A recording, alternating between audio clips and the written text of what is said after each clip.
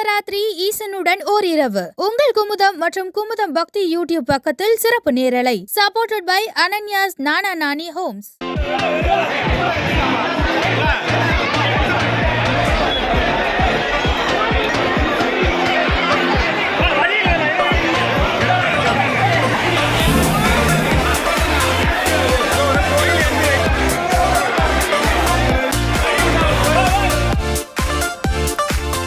இப்படி ஒரே ஒரு சங்கை வழிபட மக்கள் அலைமோதுவதற்கு காரணம் என்ன தெரியுமா? இது 12 ஆண்டுகளுக்கு பிறகு பிறந்திருக்கிறது என்பதே ஆகும்.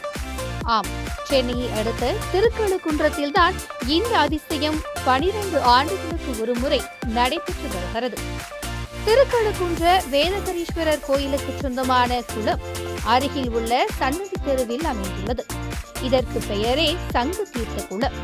ஏனென்றால் இக்குளத்தில் 12 ஆண்டுகளுக்கு ஒரு முறை சங்கு ஒன்று பிறந்து கரை ஒதுங்கும். மலைக்கோயிலான வேதகரீஸ்வரர் ஆலயத்தின் கிழக்கு கோபுரம் காலக்கோயில் என்று அழைக்கப்படுகிறது. அதன் அருகில்தான் இந்த சங்கு தீர்த்த குளம் உள்ளது. பொதுவாக உப்பு நீரான கடலில் மட்டுமே சங்கு உயிர் வாழும். ஆனால் இந்த குளத்தில் பிறக்கும் சங்கு மட்டும் நன்னீரில் வாழும் சங்காக இருக்கிறது. அதிலும் குறிப்பாக 12 ஆண்டுகளுக்கு ஒரு முறை ஒரே ஒரு சங்கு கரை ஒதுங்குகிறது. அப்படி கரை ஒதுங்கும் சங்கு பாதுகாக்கப்பட்டு கார்த்திகை மாத முதல் திங்கட்கிழமை வேதகரீஸ்வரருக்கு நடைபெறும் சங்காபிஷேகத்தில் முதலிடம் பெறும் என்பது குறிப்பிடத்தக்கது. சிவபெருமானால் இளமை அருள் பெற்று என்றும் 16ஆக இருந்த மார்க்கண்டேயர் திருக்கழுக்குன்றம் வந்தபோது இறைவனை வழிபட பாத்திரமின்றி தவித்ததாகவும், அப்போது இறைவனே இந்த குளத்தில் சங்கை உற்பத்தி செய்து மார்க்கண்டேயனுக்கு அளித்ததாகவும், அதனால்தான் இக்குளத்தில் 12 ஆண்டுகளுக்கு ஒரு முறை சங்கு பிறப்பதாகவும் புராணங்கள் குறிப்பிடுகின்றன.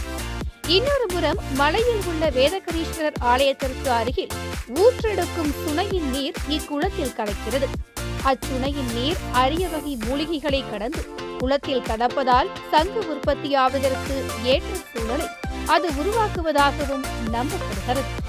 விஞ்ஞானமும் மெஞ்ஞானமும் இத்தகைய விளக்கங்களை கொடுத்து வரும் நிலையில் பக்தர்கள் 12 ஆண்டுகளுக்கு ஒரு முறை வரும் சங்கை ஆர்வத்துடன் கண்டு பக்தியுடன் வழிபட்டு செல்கின்றனர். கடைசியாக 2011ஆம் ஆண்டு செப்டம்பர் மாதம் 1ஆம் தேதி இங்கு சங்கு பிறந்ததாக சொல்லப்படுகிறது.